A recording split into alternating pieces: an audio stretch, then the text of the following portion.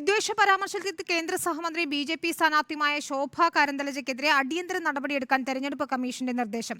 തെരഞ്ഞെടുപ്പ് പെരുമാറ്റച്ചട്ടം ലംഘിച്ചുവെന്ന DMKയുടെ പരാതിയിലാണ് നടപടി. പരാതി അന്വേഷിച്ച് 48 മണിക്കൂറിനകം റിപ്പോർട്ട് സമർപ്പിക്കാനും മുഖ്യ തെരഞ്ഞെടുപ്പ് ഓഫീസറോട് കമ്മീഷൻ നിർദ്ദേശിച്ചു.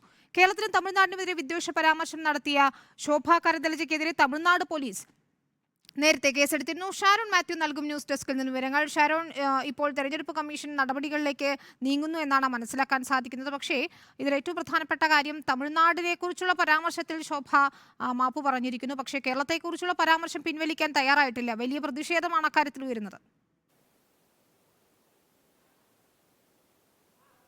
വിനീത, ശോഭ കരന്തലജയ്ക്കെതിരെ ഇപ്പോൾ പെരുമാറ്റച്ചട്ടപ്രകാരം നടപടിയെടുക്കണമെന്നാണ് കേന്ദ്ര തെരഞ്ഞെടുപ്പ് കമ്മീഷന്റെ നിർദ്ദേശം വന്നിരിക്കുന്നത്. ഇത് സംബന്ധിച്ച് റിപ്പോർട്ട് 48 മണിക്കൂറിനകം സമർപ്പിക്കണമെന്നും കർണാടക ചീഫ് ഇലക്ടറൽ ഓഫീസറോട് തെരഞ്ഞെടുപ്പ് കമ്മീഷൻ ആവശ്യപ്പെട്ടിരിക്കുന്നു. വിവാദ പരാമർശത്തിന്റെ പേരിൽ ബംഗളൂരു മണ്ഡലത്തിലെ BJP സ്ഥാനാർത്ഥിയും കേന്ദ്രമന്ത്രിയുമായ ശോഭയ്ക്കെതിരെ DMK ആണ് തെരഞ്ഞെടുപ്പ് കമ്മീഷന് പരാതി നൽകിയിരുന്നത്.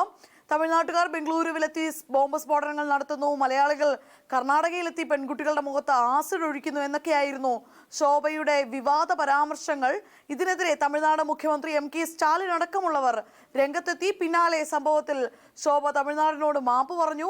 തന്റെ പരാമർശം തമിഴ്നാട്ടുകാരെ മൊത്തത്തിൽ ഉദ്ദേശിച്ചല്ല എന്നായിരുന്നു വിശദീകരണം വന്നത്. എന്നാൽ കേരളത്തെക്കുറിച്ച് നടത്തിയ പരാമർശത്തിൽ ഇതുവരെയും മാപ്പ് പറയാൻ ശോഭ കരന്തലജെ തയ്യാറായിട്ടില്ല. കേരളത്തെയും മലയാളികളെയും ആക്ഷേപിച്ചുള്ള പരാമർശം പിൻവലിച്ച് പരസ്യമായി മാപ്പ് പറയാൻ ശോഭ തയ്യാറാകണമെന്ന് ഇതിനോടകം പ്രതിപക്ഷ നേതാവ് VD സതീശൻ പ്രതികരിച്ചിരിക്കുന്നു. ഇല്ലെങ്കിൽ തെരഞ്ഞെടുപ്പ് കമ്മീഷന് പരാതി നൽകുമെന്നും VD സതീശൻ ന്യൂസ് ഡെസ്കിൽ നിന്നും വിവരങ്ങൾ നൽകിയത്.